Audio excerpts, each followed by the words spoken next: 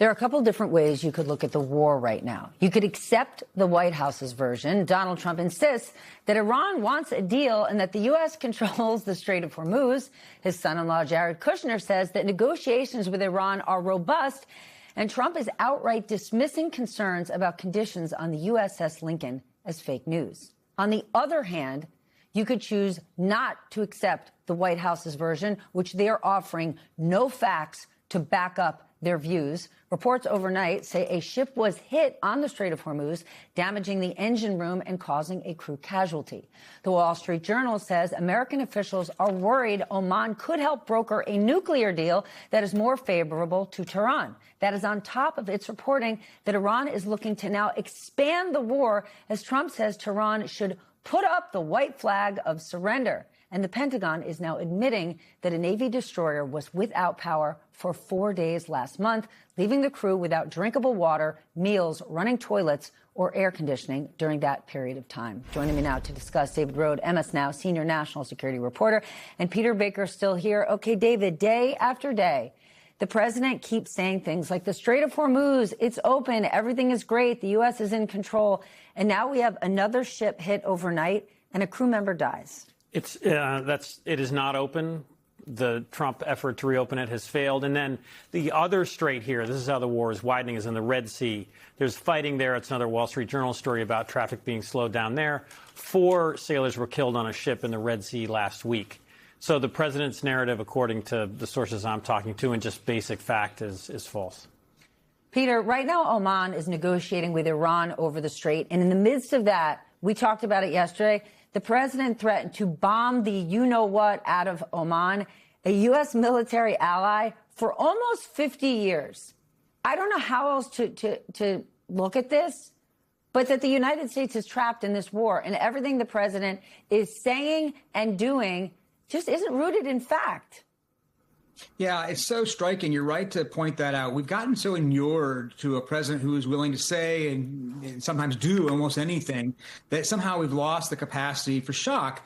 But in fact, to sit there and just sort of randomly, almost cavalierly threaten war against a country with which we have friendly relations is, in fact, a striking moment. And it tells us something that he wants to be belligerent with the countries that have been friendly to us.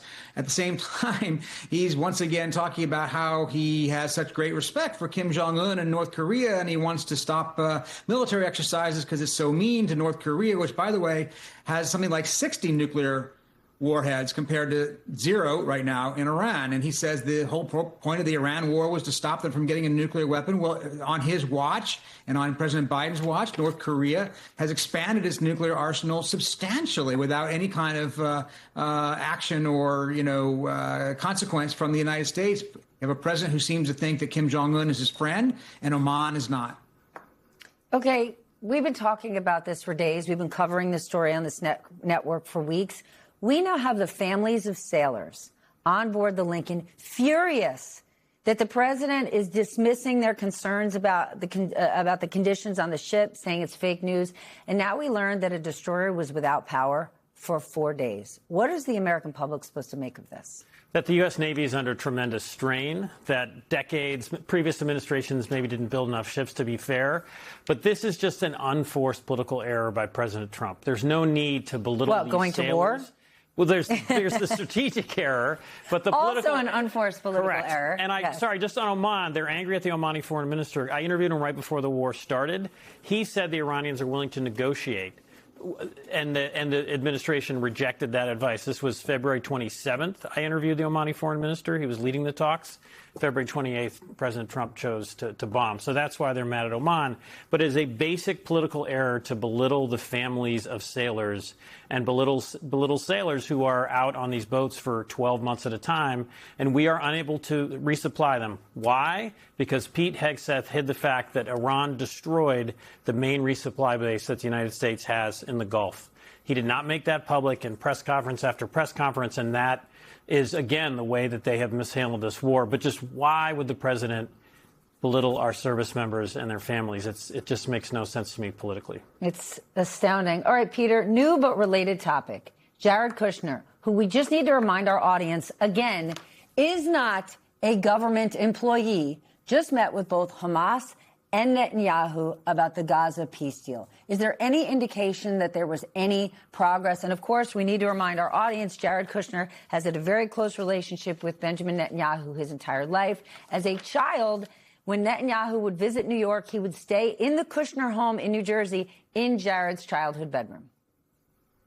Yeah, whether he resents losing his bedroom for that or not, we don't remember. But look, Jared Kushner is an odd figure here because you're right. He's not a government official. He's somebody who's in the private sector, who's doing business in the Middle East, has billions of dollars of investment from the Saudis, is running around the region, making deals. At the same time, he's serving as an effective envoy for the President of the United States to Benjamin Netanyahu and Hamas, interestingly enough. Now, remember, it wasn't that long ago, you and I, Steph, are old enough to remember when the president announced that he's got a deal between, Hamas and ending this Gaza conflict. That was so far ago that we can't even remember what that deal was like because the Israelis rejected it. Hamas didn't agree with our definitions, and that seems to now be off the table.